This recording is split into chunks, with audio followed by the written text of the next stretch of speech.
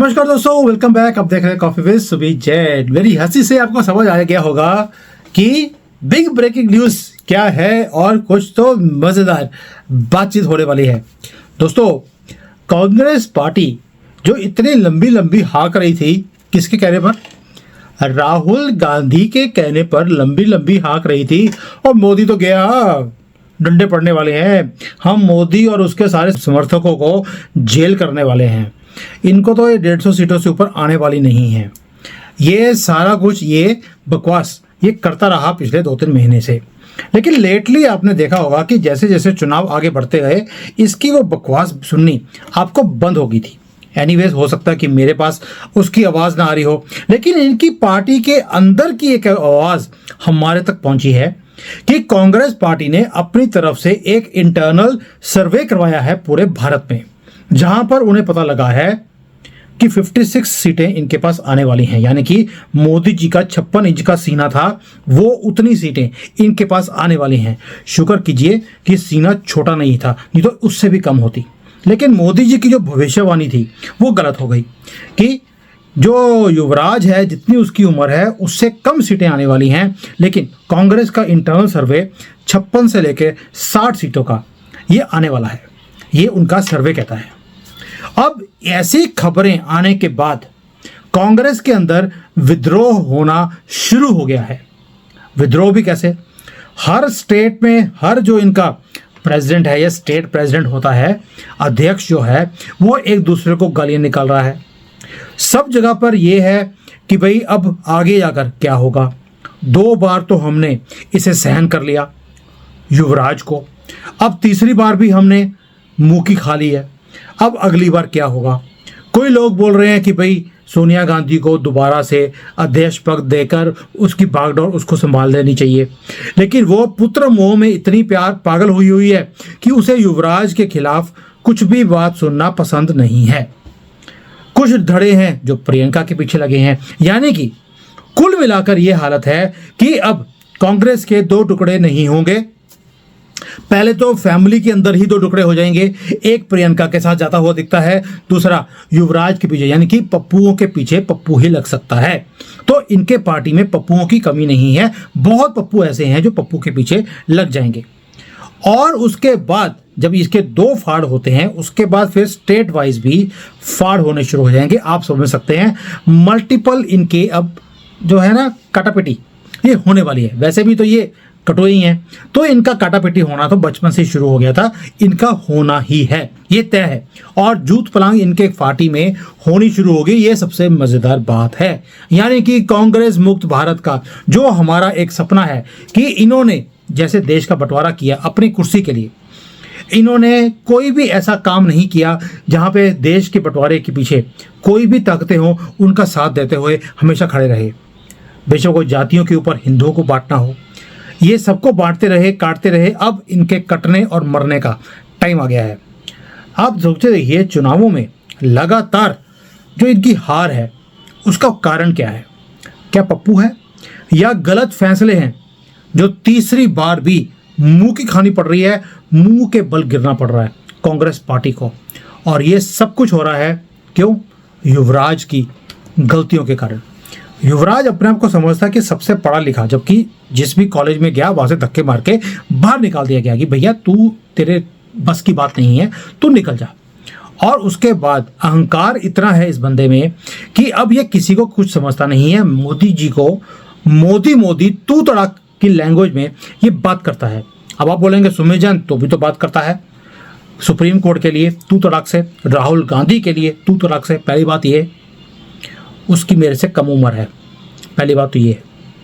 अगर आपको गलत फहमी हो मेरी उम्र की तो मैं आपको बता दूं, युवराज की मेरे से कम उम्र है। दूसरी बात, वो जिस तरह की लैंग्वेज यूज़ करता है, लिब्रांडो जितने जिस तरह की लैंग्वेज यूज़ करते हैं, उनकी भाषा में ही इनको जवाब देना पड़ता है, वरना ये चुप नहीं होते। ये मेरा भी एक सिद्धांत है। हम लड़ाई करते नहीं जैन, जब करते हैं तो 2002 याद है ना, वो करके ही छोड़ते हैं। उसके बाद 25 साल हो गए, फन उठा के देखा नहीं है ना कांग्रेस ने ना इनका इकोसिस्टम ने। ये है जर्नी, इससे पंगा मत लेना।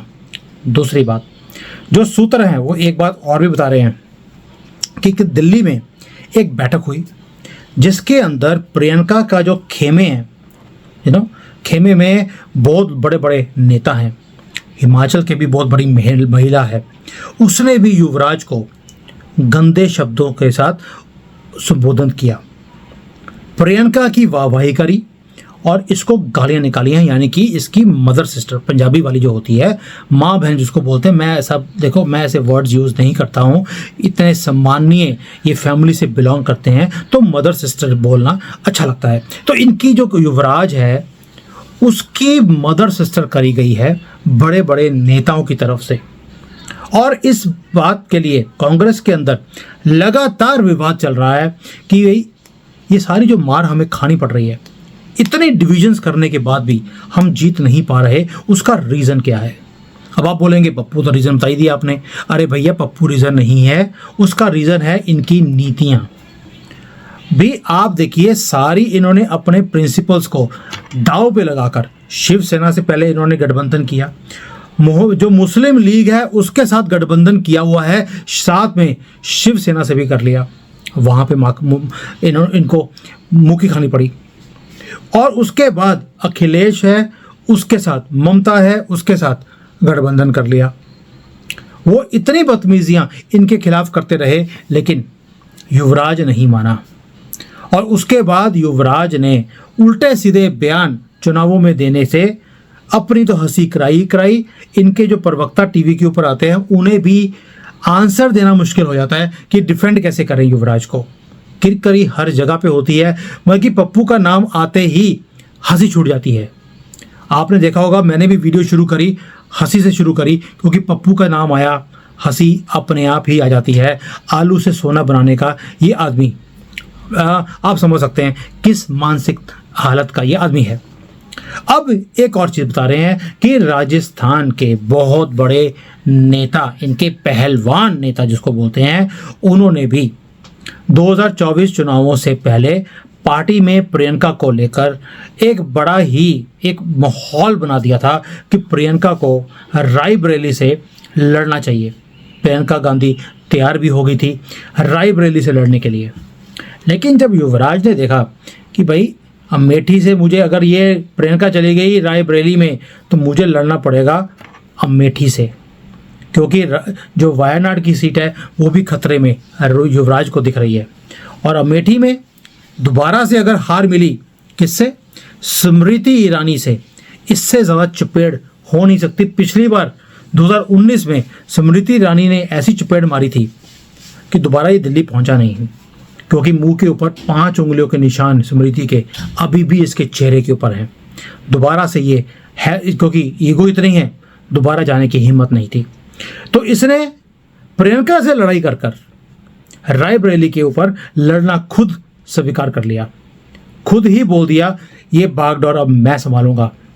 प्रियंका भी इससे नाराज़ हो गई। और आपको याद होगा, जब ये अपना रायबरेली में फॉर्म भरने गया था, पीछे जीजा जी खड़े थे और दीदी खड़ी थी, और दोनों इसके ऊपर हंस रहे थे, यानी कि तंज कस रहे होंगे कि बेटा तू आया तो ज़रूर है रायबरेली में, मुंह छुपाकर, बुर्का डालकर ये फॉर्म भरने के लिए, हार के तू यहाँ से भी जाएगा।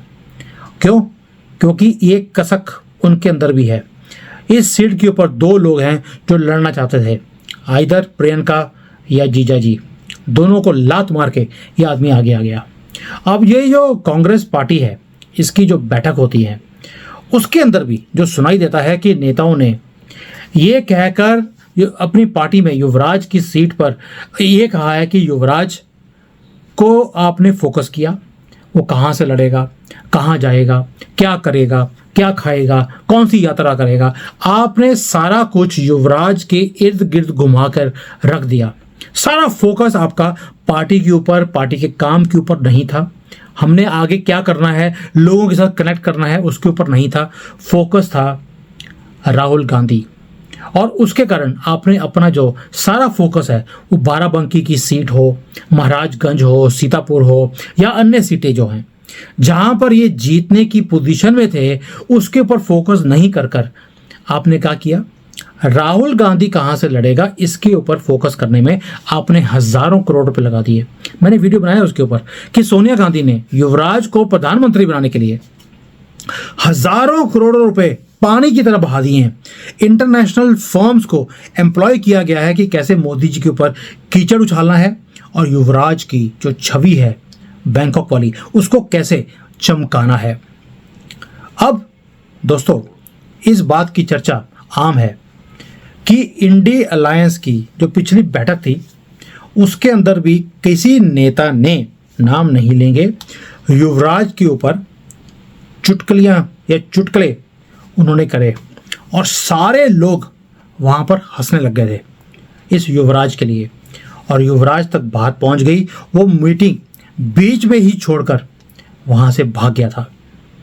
तो अब ये हालत है युवराज की पार्टी के अंदर, गठबंधन के अंदर, इनके अपने देश के अंदर या अपने इनके इकोसिस्टम के अंदर कि इसको डिफेंड करना इम्पॉसिबल हो गया है, विद्रोह शुरू हो गया है और ये पार्टी के अब 2-3 टुकड़े होने तय हैं और इससे ज़्यादा सुखद बात कोई और हो नहीं सकती।